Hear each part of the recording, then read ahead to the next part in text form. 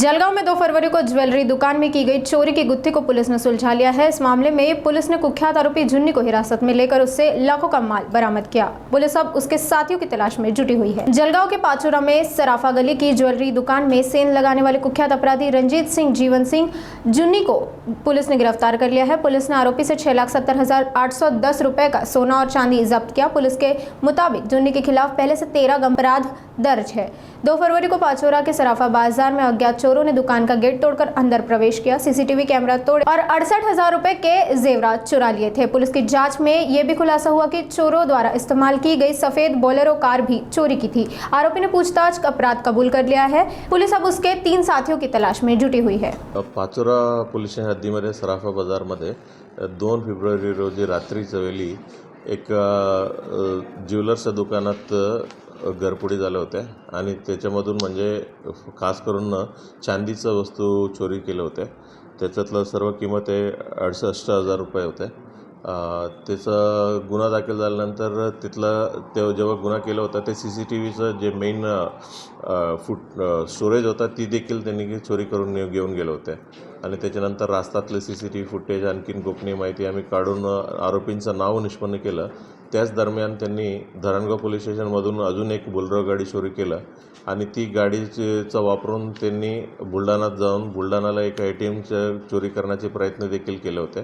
तर पूर्ण ATM बाहेर आणलं होतं बट फक्त त्यांना गाडीमध्ये चढवणं शक्य नाही झालं होतं आणि त्याच्यानंतर 8 तारीख रामानंद पोलीस स्टेशनचा स्टाफ आणि लोकल पोलीस LCBचा स्टाफ त्यांना एका आरोपींना अटक करण्यात आलेला आहे। रणजित सिंग जुन्नी म्हणून ही आरोपी आहे, ही सराईत गुन्हेगार आहे। आपलं जलगावमध्ये त्यांना जवळपास 13 गुन्हा आधीचे गुन्हे आहेत आणि ह्यांच्या साथीदार जे 3 गुन्हे करण्यामध्ये साथ दिलेला आहे त्याच्यात दुसरा साथीदार आहे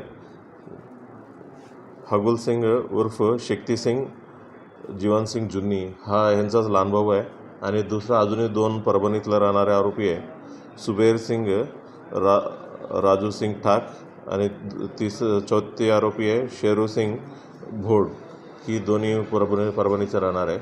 ही जे साथीदार आहेत म्हणजे हा सराईत गुन्हेगार असल्यामुळे वारंवार जेलमध्ये जातात आणि हे 2 परभणीतला साथीदार आहे हे जेलमधून त्यांचा ओळख झाल्या होत्या।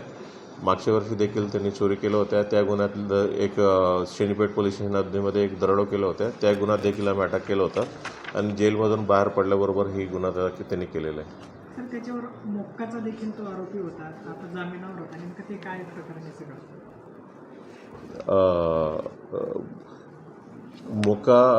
मोकाचा आरोपी म्हणजे मोका सुरुवातीला लावलं होतं, त्याची परमिशन नाही भेटलं, त्याला एव्हिडेन्शियल व्हॅल्यू वगैरे सर्व बघून आणि मागच्या गुन्ह्यामध्ये ते स्वतः ते जागावर न राहतात त्यांचा जे कोणी साथीदार आहे त्यांच्याकडनं ही घडून आणले होते म्हणून म्हणजे प्रत्यक्ष डायरेक्ट एव्हिडन्स कमी होता म्हणून त्यांचं मोका नाही लागलं होतं। बट त्याच्यानंतर बाहेर आल्याबरोबर ते बेल झाल्याबरोबर त्यांच्यावर MPDAचं कारवाई देखील केलं।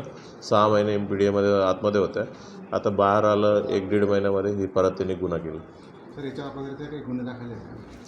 ह्याच्या अगोदर मलकापूर पोलीस हद्दीमधलं 2 आहे, रामानंद पोलीस स्टेशनच्या हद्दीमधलं 7 आहेत, जिल्हापेठमध्ये 1 आहे, शनीपेठमध्ये 1, एरंडोलमध्ये पोलीस स्टेशन हद्दीत 1, शिवाजीनगर खामगाव याच्यामध्ये 1 गुन्हे, असं जुने गुन्हे दाखल आहे याच्या विरुद्ध।